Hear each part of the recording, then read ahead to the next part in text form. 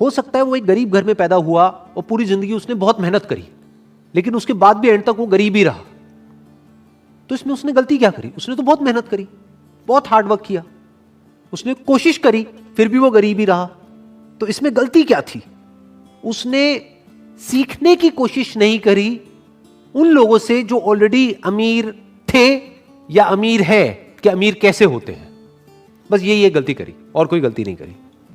इंसान के पास में एक पावर है जो जानवरों के पास में नहीं है। वो पावर क्या है? The power of thought, the power of thinking, the power of learning. कि इंसान सीख सकता है। किससे सीख सकता है? दूसरों से सीख सकता है, दूसरों की गलतियों से भी सीख सकता है और दूसरों ने जो सही किया उससे भी सीख सकता है।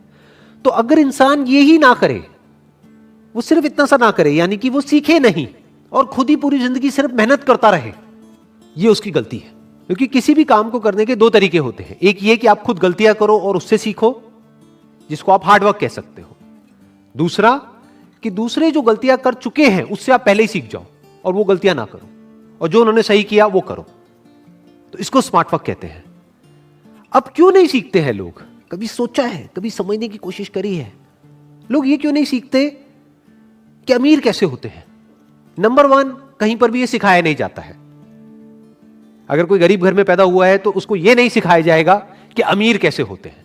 उसको ये सिखाया जाएगा कि गरीबी में जीते कैसे हैं, गरीबी में एडजस्ट कैसे करते हैं, गरीबी में गुजारा कैसे करते हैं। और उसको जितने भी डायलॉग सुनने को मिलेंगे सुबह से रात तक, वो सारे ऐसे ही होंगे जो इसी बात को और पक्का करते चले जाएंगे और रीइंफोर्स करते चले जाएंगे कि जितनी चादर है उतने ही पैर फैलाओ। मतलब क्या? कि अगर आप गरीब हो तो गरीबी में ही गुजारा करना सीखो। अपनी चादर को बड़ा मत करो, हवा में मत उड़ो, अपने पैर हमेशा जमीन पर रखो, बड़े बड़े सपने मत देखो। कोई भी आदमी अमीर या गरीब बाद में होता है बाहर की दुनिया में, पहले वो अंदर अमीर या गरीब होता है। इनफैक्ट किसी का भी आप एग्जाम्पल उठा करके देख लो जो बिल्कुल ही एक नीचे के लेवल से उठ करके पता नहीं कहां किस लेवल पे गया है। फॉर एग्जाम्पल धीरूभाई अंबानी, उनकी अगर आप स्टार्टिंग देखोगे तो बहुत ही एक छोटे लेवल से उन्होंने अपने करियर की शुरुआत करी थी, लेकिन उसको पता नहीं कहां का कहां ले गए। वो बाद में अमीर हुए, लेकिन पहले ही अपनी सोच के लेवल पे वो अमीर थे। यानी पहले वो सोच के लेवल पर अमीर हुए, बाद में बाहर अमीर हुए। ऐसा ही सबके साथ होता है। पहले हम अंदर से अमीर होते हैं, बाद में बाहर अमीर होते हैं। अब अंदर से अमीर कैसे होते हैं और अंदर से गरीब कैसे होते हैं? अगर अंदर ऐसे थॉट्स हमारे माइंड में जाएंगे जिसको हम एक्सेप्ट कर लेंगे, जो थॉट्स हमको आगे नहीं बढ़ने देते हैं, तो वो हमको गरीबी की तरफ ले जाएंगे। और कुछ ऐसे थॉट्स होते हैं जहां से आपका दिमाग खुलता है और आप कहते हो कि अच्छा ये पॉसिबल है कि ये आदमी मेरे से भी एक नीचे वाले लेवल से उठ करके इस लेवल पे पहुंच गया, इसका मतलब इसके लिए पॉसिबल है तो मेरे लिए भी पॉसिबल है। तो ये थॉट्स आपको अमीरी की तरफ ले जाते हैं at the level of your thought. अब पहले आदमी यहां अमीर होता है, बाद में बाहर अमीर होता है। बिल्कुल इसी तरह से जैसे पहले यहां गरीब होता है, बाद में बाहर गरीब होता है। तो ये गलती करी उस इंसान ने। उसको सीखना चाहिए था, उसको कुछ बुक्स पढ़नी चाहिए थी। फॉर एग्जाम्पल एक बुक है think and grow rich by Napoleon Hill. ये बुक कैसे लिखी गई थी?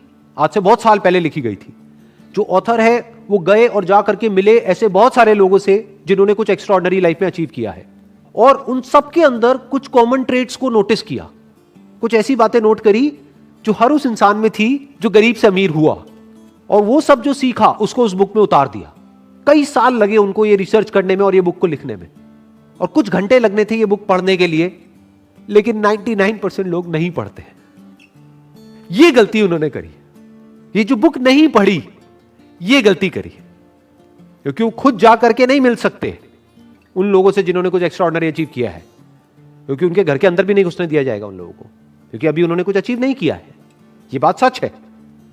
लेकिन उनकी बुक तो पढ़ सकते हैं। सोचो, उस बुक से तो सीख सकते हैं। डायरेक्टली उन लोगों से नहीं मिल सकते जो दुनिया के सबसे अमीर लोग हैं, बट इनडायरेक्टली इस बुक के थ्रू तो मिल सकते हैं। उनकी थिंकिंग को समझ सकते हैं। सिर्फ यही नहीं कि एक आदमी की थिंकिंग कैसी है, ये कि ऐसे बहुत सारे लोगों की थिंकिंग में क्या कॉमन है वही तो समझना जरूरी है ना। एक्सेप्शंस को समझना जरूरी नहीं है। एक्सेप्शंस को समझने का मतलब क्या कि किसी आदमी की लॉटरी लग गई और वो अमीर हो गया, उसकी बात नहीं करी जा रही इस बुक में। क्या बात करी जा रही है?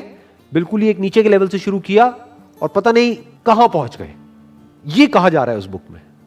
ऐसी और भी बहुत सारी बुक्स हैं जो लिखी जा चुकी हैं। अगर कोई आदमी इन सारी बुक्स को पढ़े तो एक बात तो पक्की है, यह पक्का नहीं है कि वो अमीर होगा या नहीं होगा, एक बात तो पक्की है कि उसकी थिंकिंग चेंज होगी, इसमें तो कोई डाउट ही नहीं है ना। अंदर से उसकी थॉट प्रोसेस चेंज हो जाएगी, and you can say that half of the job is done once the thought process is changed. आधा काम हो गया, अब बाकी आधा काम उसको खुद करना है।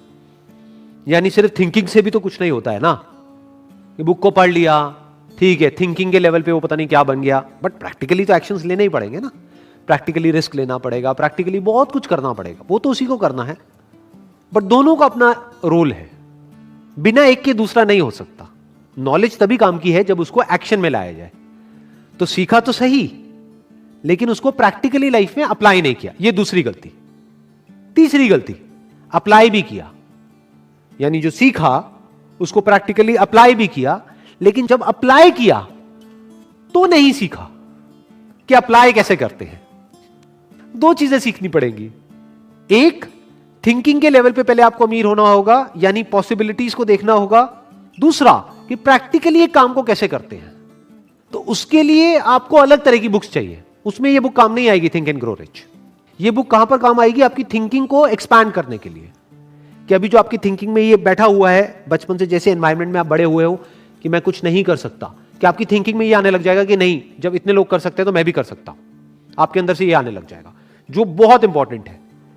लेकिन इसका मतलब ये नहीं है कि आप कुछ भी कर सकते हो, जो करना है वो सीखना तो पड़ेगा ना।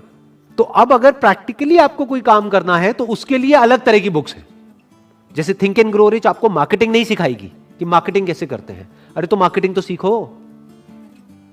मार्केटिंग के लिए एक अलग बुक है, that is marketing management by Philip Kotler for example. और ऐसी मार्केटिंग के ऊपर और बहुत सारी बुक्स हैं।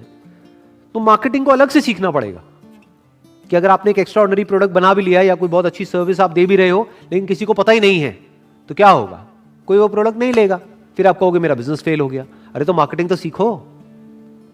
और लोगों को क्या लगता है कि अगर हमको मार्केटिंग सीखनी है तो हमको जाकर के MBA करना पड़ेगा मार्केटिंग में, तभी हम मार्केटिंग सीख सकते हैं। ऐसा कुछ नहीं है, बहुत सारी बुक्स हैं, वहां से हम खुद पढ़ करके सीख सकते हैं। कितना डीपली आप सीख सकते हो उसकी कोई लिमिट नहीं है। तो ये जो कोटेशन में कहा जा रहा है, इसमें 3 तरह की गलतियां हो गई। पहली गलती कि सीखना ही नहीं, दूसरी गलती कि सीखना लेकिन कभी भी एक्शन नहीं लेना, तीसरी गलती एक्शन तो लेना लेकिन वो एक्शन गलत डायरेक्शन में है, बिना सीखे एक्शन लेना, या जिस फील्ड में आप एक्शन ले रहे हो उस फील्ड को बारीकी से ना समझना, यह गलती हो गई।